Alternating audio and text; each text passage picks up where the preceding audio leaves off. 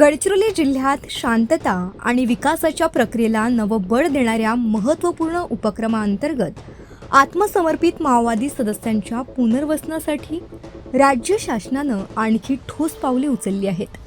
नवेगाव येथील नवजीवन वसाहतीत आयोजित कार्यक्रमात राज्याचे मुख्य सचिव राजेश अग्रवाल यांनी आत्मसमर्पित सदस्यांशी संवाद साधत त्यांना शिक्षण, कौशल्य प्रशिक्षण, रोजगार आणि स्वयंरोजगाराच्या संधी उपलब्ध करून देण्याची ग्वाही दिली. समाजाच्या मुख्य प्रवाहात परतलेल्या नागरिकांच्या सर्वांगीण विकासासाठी शासन कटिबद्ध असल्याचं त्यांनी स्पष्ट केलं.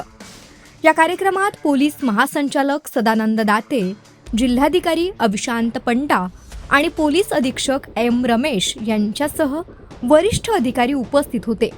आत्मसमर्पित सदस्यांना पुनर्वसन निधीचं धनादेश, शिलाई मशीन, स्प्रे पंप, ई-श्रम card, Aadhaar card, PAN card तसंच वाहन चालक परवाने वितरित करण्यात आलं. शासनाच्या विविध योजनांचा लाभ देत त्यांना स्वावलंबी आयुष्याची नवी दिशा देण्याचा प्रयत्न करण्यात आला.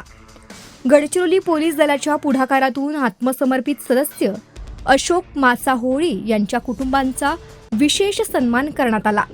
जिल्हा पोलीस अधीक्षक एम रमेश यांनी दिलेल्या माहितीनुसार प्रभावी आत्मसमर्पण व पुनर्वसन धोरणामुळे आतापर्यंत तब्बल 819 माओवादी सदस्यांनी शस्त्रांचा त्याग करून विकासाचा मार्ग स्वीकारला आहे.